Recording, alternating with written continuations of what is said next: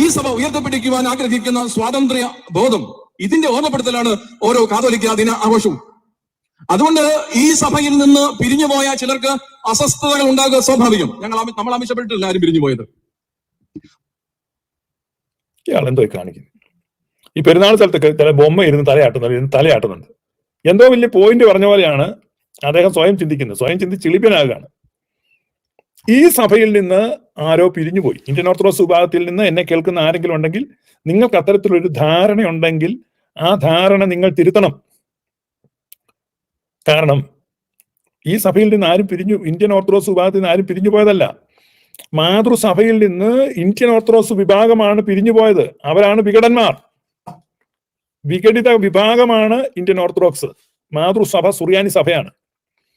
അതിന്റെ തെളിവ് എന്താന്ന് ചോദിച്ചാൽ, സുറിയാനി സഭയ്ക്കെതിരായിട്ട് തോമസ് മാർ അത്താനാസ്യോസ് കേസ് കൊടുക്കുകയാണ്. മാർത്തോമാ സഭയുടെ രണ്ടാമത്തെ അധ്യക്ഷൻ മാത്യൂസ് മാർ അത്താനാസ്യോസിന് ശേഷം തോമസ് മാർ അത്താനാസ്യോസ് വന്നപ്പോൾ അദ്ദേഹമാണ് കേസ് നടത്തുന്നത്.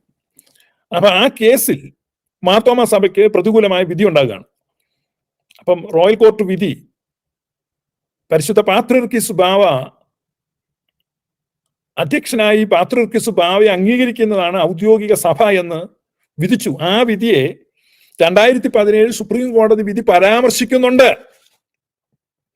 ആമയച്ചൻ ശ്രദ്ധിച്ച് കേൾക്കണം. അപ്പൊ ഏതാണ് മാതൃസഭ, ഏതാണ് ഓതന്റിക് വിഭാഗം, ഏതാണ് പൗരാണിക സഭ? അന്ത്യോക്യൻ പാത്രിയർക്കീസ് അധ്യക്ഷനായിരിക്കുന്ന സഭ ഏതോ അതാണ് യഥാർത്ഥ മലങ്കര സഭ. അത് റോയൽ കോടതി വിധിയാണ്. ആ റോയൽ കോടതി വിധിയിൽ മാർത്തോമാ സഭ പിരിഞ്ഞുപോയി. മാർത്തോമാ സഭ പിരിഞ്ഞുപോയി എന്നുള്ളതിൽ അച്ഛന് തർക്കമില്ലല്ലോ. പിരിഞ്ഞുപോയി. അന്ന് മാർത്തോമായുടെ സിംഹാസനമുണ്ട് എന്നുള്ള വാദം ഉയർത്തിയത് ആരാണ്? തോമസ് മാർ അത്താനാസ്യോസ് ആണ്. മലങ്കര മാർത്തോമാ സഭയുടെ മെത്രാപ്പോലിത്ത തോമസ് മാർ അത്താനാസ്യോസ് ആണ് പറഞ്ഞത് താൻ മാർത്തോമായുടെ സിംഹാസനത്തിൽ ഇരിക്കുന്നു. അന്ന് ആ കസേര അവർക്ക് എറിഞ്ഞു കൊടുത്തതാണ്. ചെറിയ കേടുപാടുകൾ ആ കസേരയ്ക്ക് പറ്റി. ആ കസേര ഇന്നും പൊന്നുപോലെ പുലാത്തീനിൽ സൂക്ഷിക്കുന്നു. ആ കസേര പുലാത്തീനിൽ അവർ സൂക്ഷിക്കുന്നെങ്കിലും ആ കസേര ഓരോ മാർത്തോമക്കാരന്റെയും ചങ്കിനകത്തിരിക്കുക. എന്ന് പറഞ്ഞാൽ ഈ പെന്തക്കോസ് മാർത്തോമക്കാരുണ്ട്, അവന്മാരെ പറ്റിയല്ല ഞാൻ പറയുന്നത്. അവരെ പറ്റി ഈ മാർത്തോമക്കാരുടെ ഫോറങ്ങളിൽ അലവലാതി മാർത്തോമക്കാർ എന്നാ പറയുന്നത്. അപ്പൊ ഞാൻ സ്വകാര്യമായിട്ട് പറഞ്ഞത് പുറത്ത് പറയണ്ട. അതല്ല, അല്ലാതെ ഒറിജിനൽ മാർത്തോമക്കാരുണ്ട്. അപ്പൊ ഒറിജിനൽ മാർത്തോമക്കാർക്ക് ആ ഒരു ടൈറ്റിലിനോട് കൂറുണ്ട്, മാർത്തോമ എന്ന ടൈറ്റിലിനോട്. അപ്പൊ മാർത്തോമാ സഭ അങ്ങനെ പോയി. അപ്പം ശേഷിക്കുന്ന വിഭാഗം ഉണ്ടല്ലോ, the remnant group, that is the authentic group. അപ്പൊ ഒരു സഭയിൽ നിന്ന് ഒരു വിഘടിത വിഭാഗം പോകുമ്പോൾ വിഘടിത വിഭാഗത്തിന് എത്ര ഏക്കർ സ്ഥലമുണ്ട്, വിഘടിത വിഭാഗത്തിൽ എത്ര പേർക്ക് നല്ല കൊടവേറുണ്ട്, അതിൽ എത്ര പേർക്ക് കപ്പടാമീശയുണ്ട്, എത്ര പേർക്ക് കൊമ്പമീശയുണ്ട്, എത്ര പേരുടെ ചെവിയെ പൂടയുണ്ട്, ഇതൊന്നും നോക്കിയിട്ടില്ല അത് ഓതന്റിക് ആണോ എന്ന് തീരുമാനിക്കുന്നു. ഇത് ഇയാൾ ചിന്തിക്കുന്നത് ഇവർക്ക് 1400 കോടിയുടെ ബജറ്റ് ഉള്ളതുകൊണ്ട് ഇവർ ഓതന്റിക്കാനോ? അപ്പം വിഘടിച്ചു പോയ വിഭാഗത്തിന് എത്ര വലിപ്പം ഉണ്ടെന്നുള്ളതല്ല. അപ്പൊ എന്താണ് പരിഗണിക്കുന്നത്? ആദ്യം ക്രൈറ്റീരിയ എന്താണ്? അപ്പൊ അന്ത്യോക്യൻ പാത്രിയർക്കീസിനെ അധ്യക്ഷനായി അംഗീകരിക്കുന്ന വിഭാഗമാണ് യഥാർത്ഥത്തിലുള്ള പൗരാണികമായ മലങ്കര സഭ. അപ്പൊ വിഘടിത വിഭാഗം എന്ത് ചെയ്തു? 34 ഭരണഘടന ഉണ്ടാക്കിയപ്പോൾ കാവിലെ ഭഗവതി പൊലിപ്പിച്ചേക്കണേ എന്ന് പ്രാർത്ഥിച്ച് ആദ്യത്തെ ക്ലോസ് എഴുതി വെക്കുകയാണ്, ഞങ്ങളുടെ പരമാധ്യക്ഷൻ അന്ത്യോക്യയിലെ പാത്രിയർക്കീസാണ്. ഗണപതിക്ക് കുറിച്ച് 1-ാമത്തെ അധ്യായത്തിന്റെ 1-ാമത്തെ പേജിന്റെ 1-ാമത്തെ ക്ലോസിന്റെ 1-ാമത്തെ പോയിന്റ് എന്താ? അന്ത്യോക്യൻ പാത്രിയർക്കീസാണ് അധ്യക്ഷൻ. കാരണം ആ പോയിന്റ് ഇല്ലെങ്കിൽ നിങ്ങളല്ല ഓതന്റിക് സഭ. അപ്പൊ യഥാർത്ഥത്തിലുള്ള സഭ, അപ്പൊ ആ സഭ നിലനിൽക്കുന്നത് ഭരണഘടനയിലല്ല. കാരണം ഭരണഘടന 34-ലാണ് ഉണ്ടായത്. 34-ലാണ് ഉണ്ടായത്. പരിശുദ്ധ സുറിയാനി സഭ ഉണ്ടാകുന്നത് AD 34-ലാണ്. 1900 വർഷം ഓൾഡറാണ്. AD 34-ൽ AD 37 യാക്കോബായക്കാരുടെ പേജുകളിലൊക്കെ എഴുതുന്നുണ്ട്, അവരുടെ രേഖകളിലും അങ്ങനെയാണ്. പക്ഷേ ഓതന്റിക് എക്സ്റ്റേണൽ അല്ലെങ്കിൽ സെക്കുലർ സോഴ്സസ് AD 34-ആണ് പറയുന്നത്. യാക്കോബായ സഭയുടെ പുസ്തകത്തിലൊക്കെ നിങ്ങൾ 37 വായിക്കുന്നത്. ഞാൻ അതുകൊണ്ട് സെക്കുലർ സോഴ്സസ് ആണ് എടുക്കുന്നതുകൊണ്ട് 34-ആണ്. അപ്പൊ AD 34-ൽ പരിശുദ്ധ സിംഹാസനം അന്ത്യോക്യയിൽ സ്ഥാപിക്കപ്പെട്ടു.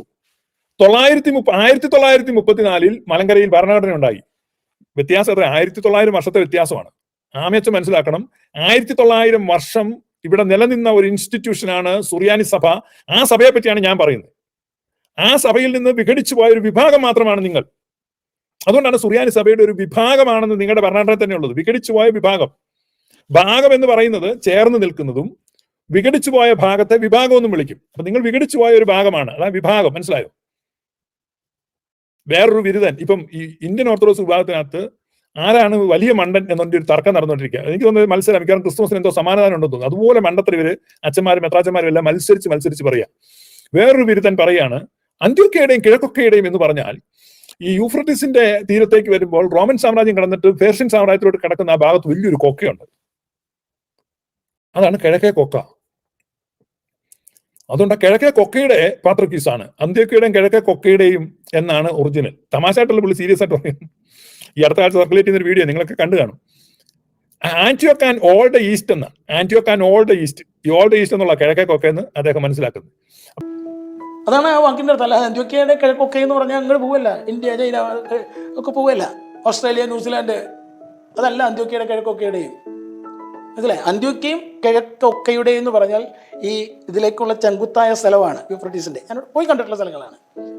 ആ കിഴക്കേ കൊക്കയാണ് അത് ആക്ച്വലി. അപ്പൊ ഇങ്ങനെയുള്ള മണ്ടത്തരങ്ങളുടെ ഘോഷയാത്ര ഇവിടെ ഉണ്ട് കേട്ടോ. അപ്പൊ അതുകൊണ്ട് അച്ഛൻ ആദ്യം ഒരു കാര്യം മനസ്സിലാക്കണം. ഇവിടുത്തെ പൗരാണികമായ അപ്പോസ്തോലികമായ വിശുദ്ധ സഭയിൽ നിന്ന് ആദ്യം വിഘടിച്ചു പോകുന്നത് മാർത്തോമക്കാരാണ്. കാരണം എന്താണ്? മാർത്തോമയുടെ സിംഹാസനത്തിൽ ഞങ്ങൾക്ക് ഇരിക്കണം, ഞങ്ങൾക്ക് സ്വാതന്ത്ര്യം വേണം, ഇത് സ്വതന്ത്ര സഭയാണ്. ശരി, മാർത്തോമ സഭ പോയി. രണ്ടാമത് വിഘടിക്കുന്ന ഇന്ത്യൻ ഓർത്തഡോക്സ് വിഭാഗത്തിന്റെ ഡിമാൻഡ്സ് എന്തായിരുന്നു? സെയിം, മാർത്തോമ സഭയുടെ സെയിം ഡിമാൻഡ്. മാർത്തോമ സഭക്കാർ പറഞ്ഞു തന്നെ ഞങ്ങൾക്ക് എന്താണ് സ്വാതന്ത്ര്യം വേണം, ഞങ്ങള് വിഘടിക്കുന്നു. അപ്പൊ രണ്ടാമത് വിഘടിക്കുന്ന നിങ്ങൾ എങ്ങനെ ഓതന്റിക് ആകുന്നേ? അപ്പൊ വിഘടിക്കുന്നവരാണ് ഓതന്റിക് എങ്കിൽ മാർത്തോമക്കാരാണ് ഓതന്റിക്. വിഘടിക്കാത്തവരാണ് ഓതന്റിക് എങ്കിൽ യാക്കോബായക്കാരാണ് ഓതന്റിക്. അപ്പൊ ഏത് മാനദണ്ഡം എടുത്താലും അച്ഛന്റെ ഗ്രൂപ്പ് ഓതന്റിക് ആവില്ല അച്ഛാ. അതായത് അച്ഛൻ പറഞ്ഞ വിഘടിച്ചു പോയ സ്വതന്ത്ര ഭാരത സഭ എന്നുള്ള ഒരു മാനദണ്ഡമാണ് എടുക്കുന്നതെങ്കിൽ ആ മാനദണ്ഡത്തിൽ യഥാർത്ഥ സഭ മാർത്തോമ സഭയാണ്.